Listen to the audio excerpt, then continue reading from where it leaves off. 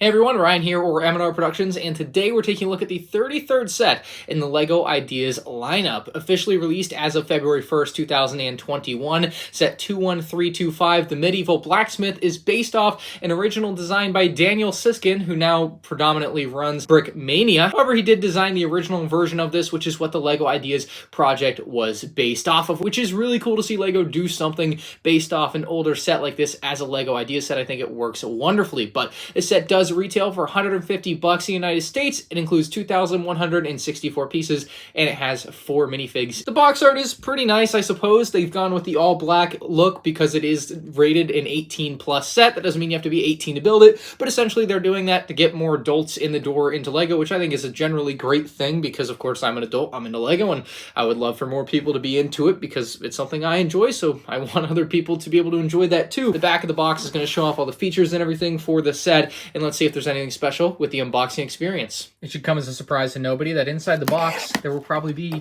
plastic Lego bricks. Can you believe it? So we got numbered bags, of course, and then we have the all black Lego Ideas manual here. To my disappointment, it is not all black pages, so it looks like it's just the black front and then everything inside is on a lighter color. My preference is that it's on black paper, but it is what it is. You do have a little bit about the fan designer up front here. You can see it in a few different languages, and then you have the actual Lego designers on the next page wearing some crazy little outfits there. Before it gets into the history of Lego Blacksmith sets, there you can see that original Blacksmith set that this is kind of based off of, and then you can see more shots of the actual set itself, and then into the build, of course. But I'm going to build this up, and we'll find out if the set is worth the $150 price tag. The first character we have up is the Archer, who is a pretty mundane character to me. I don't see a lot of great things about this one. Other than that, one of the facial expressions is supposed to be her looking down the sight line for her bow and arrow to take out whatever she's trying to shoot at. And then she's actually going to have a second face underneath here, so you can have a more normal look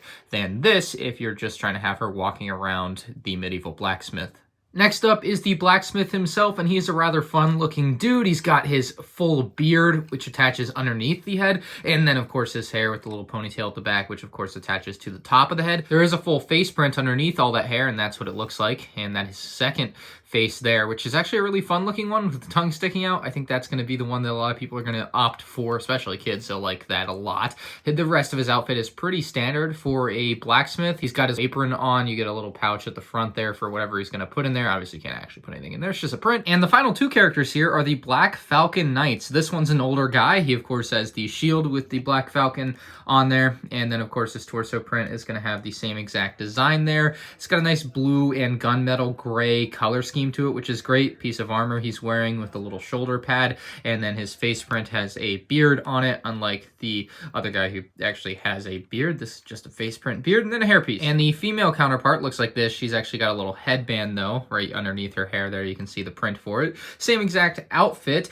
She just has a bit of a different armor piece with 2 shoulder pads instead of 1, which is a bit interesting. I'm not really sure why they did that. And then she has a much larger weapon here. Actually ginormous in a Lego sense here, but yeah, still very cool. Neither of these characters have double-sided faces, as you can see here, just the one face. However, they do include a helmet for them as kind of a bit of a makeup for that, if you will. So you do get that option to take their hair off and give them a helmet for them to go into battle or whatever. Obviously, there's nothing really for them to battle. Maybe the Archer in this set, but really that's for something else, I would suppose. One more thing before we get to the main event. The set actually does have a little cart with a horse pulling it along, and then you also get a little husky dog, which I thought was pretty cute there, and they paint white on its face so that the mold doesn't affect the look of the dog there. But yeah, very, very cool. Like that. Nice accessory bit. And then you have the cart here, which can roll along very nicely, as you can see, being pulled by the horse. You have another one of the shields. And the cart does have a little bag in it. You can move this a little bit, but usually leave it at a bit of an angle there. There's a light on the side, of course, because if you're riding around in the dark, you're going to need a light. And then for the horse, it's actually a really awesome horse. And I don't buy a lot of Lego sets that come with horses, as it turns out. And I was unaware, apparently like 8 years ago, they changed the horse. The horse is completely posable now, where you can actually move its head up and down. I had no idea you could do this. You can move its head up and down. It's awesome. And then the back hind legs, will actually pull this off to do this.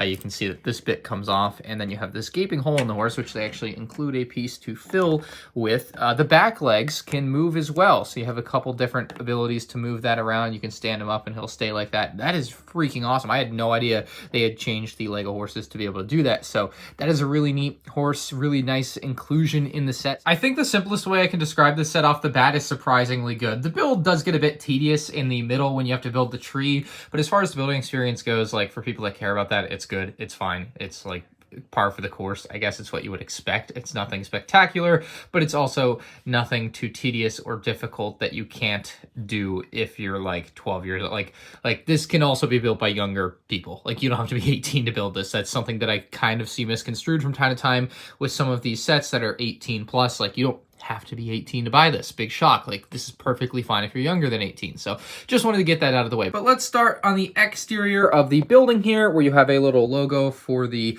forgery or whatever's going on here. You got a couple swords off to the side. You have this really nice arched doorway, which also matches the arch over here. And then the door actually is made with the printed wood panels. You can open and close the door. Now closing the door is a bit hard to do from the outside, but it is doable as you can see. Some of the brickwork on the side is quite beautiful, although it's a bit, you know, like that. You can accidentally knock it out of its place, so you do want to kind of be careful with that so that everything stays nice and even and looks good. Otherwise, it won't look so good, to be honest. Now, in the Lego description, they call this the bellows. I think that's the name for it, and you can have it up, and in this case, you can't, like, turn the light on. Now, you can't turn the light on if you push lower, but the point is that this is, like, the off position to me, and then if you push it down, you can then push it in, and the light turns on, thus indicating that the fire is burning, and you are able to, like, craft your sword or whatever. Now, obviously, you can't actually craft a sword, but it is a really neat idea for a feature, and I think this is one of the best uses I've ever seen for one of the Lego light pieces. I really like the way this looks and works. I think it's excellent. So very, very happy with that. And then you have the whole chimney stack, which actually runs all the way to the top. And there's actually a little flame inside there, which we'll get to when we get to the top there. But very cool stuff, in my opinion. You have a little anvil out here.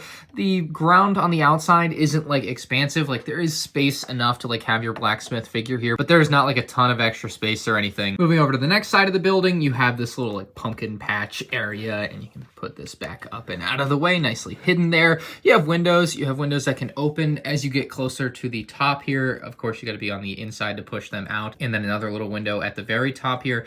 I really love like the woodwork on these too. Like I think they did a great job with that. I think it looks really medieval and classic.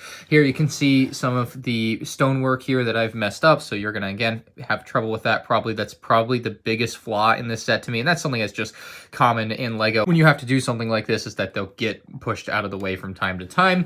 More windows and woodwork on the side looks beautiful. You kind of have this mossy green look to it all over the brickwork there, which looks wonderful. And a small little archway window into a little place that holds some wood logs in there. You can see the wood logs in there, nice little printed 1x1 tile pieces, or the circular tile pieces. You also have a well on the outside of this, which looks great. Obviously the well doesn't go very far down, but you do have a bucket, and then the tree with little roots coming out and around the well, which is pretty awesome. And then the tree itself actually is a pretty good look. You have apples on the tree, and then you have like little leaves. The foliage is pretty decent, although I found this part of the build to be the most excruciating, the most annoying, the most boring, if you will. Again, the rest of the build is perfectly fine, but this was particularly frustrating to me to put together, but it did actually end up looking really good. And I think this is a pretty unique tree for a Lego build. It's built in a very unique way as well, so it's fun for that fact, but I definitely found it rather annoying to put together. Another one of those brick archways there, and then you have these stairs that are going to lead up to one of the main doors of the building. On the exterior here, another light, more windows, woodwork, all looks great. And then moving up to the roof here, last bit of exterior work to look at. You have some moss growing on the roof, I think, with the blue and the black shingles, if you will. The A-frame of the woodwork here looks really good. They kind of tied it together with this little triangular piece here to kind of shield that off so you didn't see like the inside or anything. Not perfect, but definitely about as good as you could expect on a set like this. On the other side, you have a bit of a different pattern with some of the wood from the underneath of the shingles showing through. So I guess some shingles have worn off over time. And then we'll work our way into the inside of the building by taking off the piece of the roof here, which just pulls right off. It just kind of slides slides right in on those pieces there. And up here, you'll see, starting off, I think the most obvious thing is the bear rug. I love this. Great little detail, very fun, maybe a little gruesome for some folks, but I think it's pretty cool to have a little bear rug up there. You also have a little storybook there that says Once Upon a Time with a little quill next to it. You even have a candle back there. And then, like I said, you have the fireplace there. Unfortunately, though, the light does not transfer up. So we can turn the light on, but you're going to see the light is not coming through there. So that's a bit of a bummer, but it is what it is. You also have a chest and then a bed. And I also really love the little woodwork that they did on the end of the bed there. I think that looks great. And you have like a little support pillar in the middle of the room there. So that's pretty much the top floor room. And then you have a little stairway that goes down, and you can actually just pull this whole bit off. So that's the top floor there, completely done and out of the way. Now on this floor, we have a little kitchen at the top here. They're actually cutting carrots, which I think is really cool looking. You can see the circular tile there used to show that the carrot has already been cut at least once. You have a meat cleaver and a pan. You also have something boiling over the stove there, and you can see some wood burning to help boil it. You also have another little barrel, and I think you have a butter churn here, because if you take this out, you'll actually, oh, maybe I have to pull that off. Yeah, you'll actually see that there's like a little white piece on the end there. I think he's making butter in that little barrel there in the corner, which is a really cool little detail. I really like the little details on this set. You have some chairs, which use some really unique pieces to create the chair. You actually have axes used to create the back of the chair, which is kind of neat. The chairs are a little bit larger than you would actually need for a Lego minifigure, which is interesting. And then you have a big feast going on with a couple of silver cups. You have a piece of chicken and then some type of plant food there. So very nice on that second floor. And here you can see the door opening. That's what the door looks like when it's open, and there's a closer shot at some of those printed wood pieces. We've definitely seen those before on Lego sets, and like I said, the windows can open from the inside out, but you cannot open them from the outside, so you have to push them out from the inside, and then closing them back up is a breeze. So that's a really nice feature there to have. You can see another thing that's kind of neat is they kind of went the extra mile to try and show that the smoke can flow through here. Now, obviously, it gets stopped there by that plating, but it does kind of have the idea there that the smoke will be coming up from down below and all the way up and through the house or the blacksmith shop. So one other quick little thing while we're on this second floor before we take it off, one of the unfortunate realities here with this set is that not everything can connect. So the biggest issue to me is down here, where you can see that these pillars here, made of wood or Lego wood, I suppose, don't exactly line up. And obviously not the end of the world, but they don't exactly line up, right? So that is a little bit off there, and that is a little bit annoying to me. And I notice that you can get them to line up, but then they'll probably fall back out of line again. You can see there's just a bit of wiggle here. And they tried to actually eliminate that by putting stone around this so that it couldn't move as much, but unfortunately it just still moves. Anyway, pulling this next bit off, hold down the bottom floor and pull this off. You can see the bottom of that, just pretty basic look to it. You can see everything here on the top of the bottom floor is actually tiled off, obviously, much like the second floor there, except for these studs that would hold the next floor onto it. So that's pretty neat. And more of the same here with like the little flames that are supposed to have the smoke coming up and through the building there. So that's all built into it, very smartly done. And then you have the workshop here for the blacksmith, and it is quite expansive. It's basically the whole bottom floor here. You can see more into the bit where he's going to be forging his weapons there, and still turning the light on and off there, and you can see like the coals and the fire and everything. Very, very neat. You have the coal pit here or whatever, where you can like shovel coal onto the flames to make it bigger or whatever you're going to need. You have like a little grinder, I think, here, and then you have different bits of armor, extra armor that's included. Those aren't the same bits of armor that I already showed you, so you do have more armor